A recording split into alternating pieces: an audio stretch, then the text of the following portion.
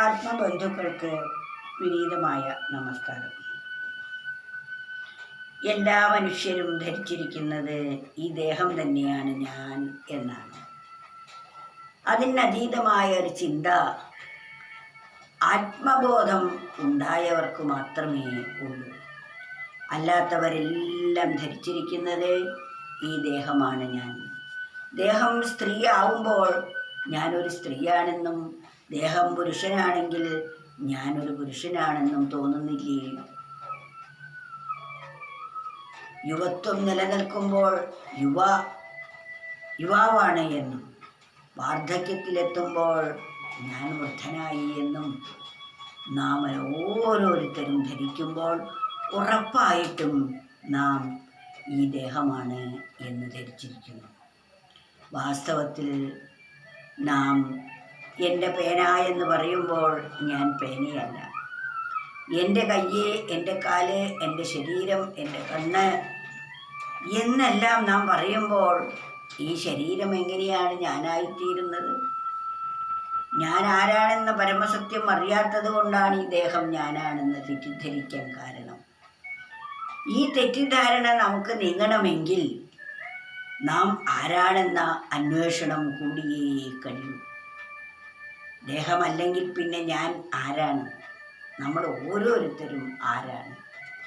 ഇത് വിചിന്തനം ചെയ്ത് നമ്മുടെ മനസ്സിൽ നിരന്തരം ആത്മവിചാരത്തിലൂടെ മുന്നോട്ട് പോകുമ്പോൾ നമുക്ക് മനസ്സിലാകും, നാം ദേഹമല്ല, ദേഹം എൻ്റേതാണ്, ദേഹം എനിക്ക് കർമ്മവാസനകൾ അനുഭവിക്കാനുള്ള ഒരു ഉപകരണമാണ് എന്ന പരമസത്യം നമുക്ക് അപ്പോൾ മനസ്സിലാകും.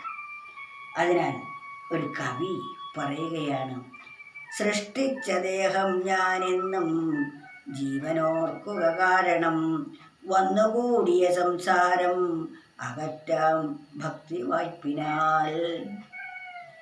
സൃഷ്ടിച്ച ദേഹം, ഉണ്ടാക്കപ്പെട്ടതാണ് ഈ ശരീരം. ഈ ശരീരം ഏതാനും വർഷങ്ങൾക്ക് മുമ്പ് ഉണ്ടായിരുന്നില്ല. അമ്മയുടെ ഗർഭത്തിലെത്തിയ ശേഷം അമ്മയുടെ അംശവും കൂടെ ചേർന്ന ശേഷമാണ് ശരീരം ഉണ്ടായത്.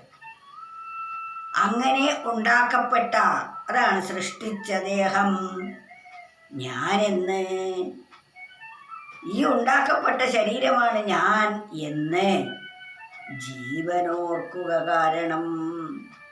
ഈ ദേഹമാണ് ഞാനെന്ന് ജീവൻ ഓർക്കുന്നത് കൊണ്ട് വന്നുകൂടിയ സംസാരം, ഈ ലോകബന്ധങ്ങളും ഇതെല്ലാം തന്നെ സത്യമാണെന്ന തോന്നലും അച്ഛൻ, അമ്മ, മക്കൾ, സഹോദരങ്ങൾ, സുഹൃത്തുക്കൾ, വലിയവർ, ചെറിയവർ, പണക്കാർ, പണിക്കാർ, മഹാരാജാവ്, ആട്ടിടയൻ തുടങ്ങി എല്ലാ നാനാത്വങ്ങൾക്കും ഏക കാരണം ദേഹം ഞാനാണെന്ന തോന്നലാണ്. ഈ തോന്നൽ പോയാൽ നമുക്ക് ഇതല്ല നമ്മുടെ ധാരണ. അതാണ് സൃഷ്ടിച്ച ദേഹം ഞാനെന്നും ജീവനോർക്കുക കാരണം.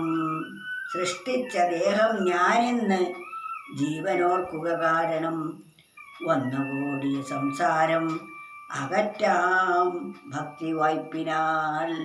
വന്നു ചേർന്ന ഈ സംസാര ബന്ധങ്ങളൊക്കെ നമുക്ക് ഇല്ലാതെയാകണമെങ്കിൽ ഭക്തി ഉണ്ടായി പറ്റും. എന്താണ് ഭക്തി? നമ്മുടെ മനസ്സിപ്പോൾ നിരന്തരം അനാത്മ വസ്തുക്കളെയാണ് ചിന്തിച്ചു കൊണ്ടിരിക്കുന്നത്. കണ്ടതും കേട്ടതുമായിട്ടുള്ള വസ്തുക്കൾ നമ്മുടെ മനസ്സിൽ നിറഞ്ഞിരിക്കുന്നു. ഇതെൻ്റെ ബന്ധു, അതെനിക്ക് വേണ്ടപ്പെട്ടവർ, ഇത് വേണ്ടാത്തവർ, ഇതെൻ്റെ ശത്രു, ഇത് മിത്രം, അതുപോലെ അതെൻ്റെ കുട്ടി, ഞാൻ അച്ഛൻ, ഞാൻ അമ്മ, ഞാൻ മകൾ, ഞാൻ മകൻ ഇത്യാദി തോന്നലുകളെല്ലാം ദേഹസംബന്ധിയാണ്. ഇതിനെല്ലാമാണ് സംസാരം എന്ന് പറയുന്നത്. ഈ സംസാരം എന്ന് പറയപ്പെട്ടത് ഉണ്ടാവാൻ കാരണം ദേഹം ഞാനാണെന്ന് തോന്നലാണ്. അതാണ് സൃഷ്ടിച്ച ദേഹം ഞാനെന്നു ജീവനോർക്കുക കാരണം വന്നുകൂടിയ സംസാരം. ഈ ദേഹം ഞാനാണെന്ന് ഓർത്തത് കൊണ്ടാണ് ഈ ബന്ധങ്ങളെല്ലാം വന്നുകൂടിയത്. അതെങ്ങനെ ഇല്ലാതെയാക്കാം?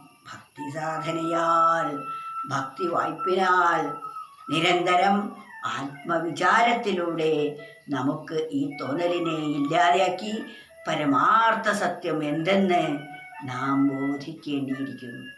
അത് ബോധിക്കുമ്പോൾ ഇന്നത്തെ ഈ അറിവ് അല്ല നമ്മുടെ അറിവ്. ഇന്ന് നാം ധരിച്ചതെല്ലാം പരമസത്യമെന്ന് ഇപ്പോൾ തോന്നും. പക്ഷേ ഇതൊന്നും തന്നെ സത്യമല്ല എന്ന് ഭക്തി വായ്പിനാൽ അല്ലെങ്കിൽ നിരന്തരമായ ആത്മവിചാരത്താൽ നമുക്ക് ബോധ്യമാകുന്നതാണ്. സൃഷ്ടിച്ച ദേഹം ഞാനെന്നു ജീവനോർക്കുക കാരണം, വന്നുകൂടിയ സംസാരം അകറ്റാം ഭക്തി വായ്പിനാൽ.